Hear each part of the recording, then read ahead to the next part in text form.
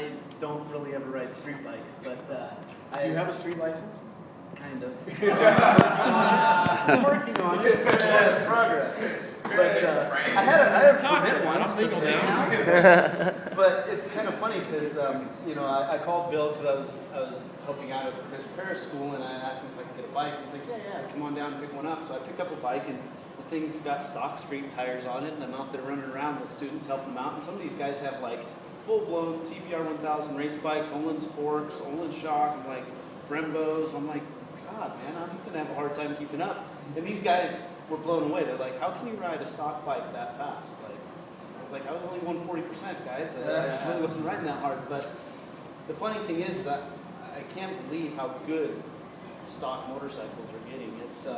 It's really impressive. And you know, to see the differences for me, just from 2 weeks ago, I got to ride the 11, and actually today we rode the 11 a little bit too. And to look at the new 12 model, it's really impressive.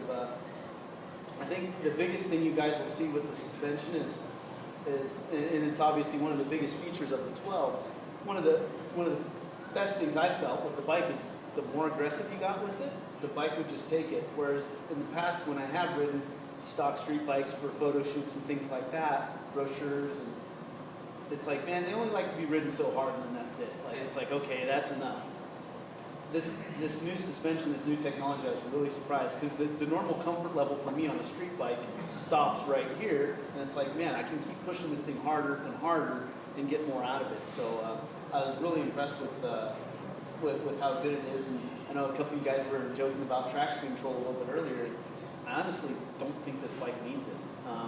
You know, I got a chance this year to go over to England and race some BSB races on an Evo spec bike, which over there means zero traction control, no launch control, no wheelie control. And you'd be surprised. I couldn't break the tire loose. And you guys know I like to ride sideways, and I really couldn't. And you know, the motor characteristic of this bike, I mean, you know, it's one of those things where it doesn't give you this great huge punch, and it's not going to want to wheelie and flip over backwards. It's all usable power from, you know, the bottom to the top. It seems like the bikes are a lot more rider friendly. You know, when I was in those BSB races, you know, even though we were running against some bikes, the BSB spec bikes were full world superbike spec, where our bikes were more like a super stock spec, and we could outdrive them off the corners because those guys they couldn't use the powers that they had. And then with their traction control and everything else, you could hear their bikes popping and sputtering, and me and my teammates would just go driving right by them off the corners, and they couldn't do anything about it. And so it was really impressive because I haven't ridden 1,000 without traction control ever. So you know, our race bikes always had it, and it was really fun and very interesting. But you know, another thing I think too is I touched on the handling and being able to push this bike harder and harder, and it just seems to like it and take it. But Infineon, for those of you who've raced before this track on a super bike, I know Chris, Tom, I mean, this is the most physically demanding track on the AMA circuit. Riding a 1,000cc bike around here, if it's not set up right, if it's not working for you, you'll be completely wore out in 3 laps. And it's the longest race of your life, and you're just going, when's the checkered flag coming in? Because I'm done. And but when your bike works good around here, it's actually pretty easy. What we found today riding around, it's like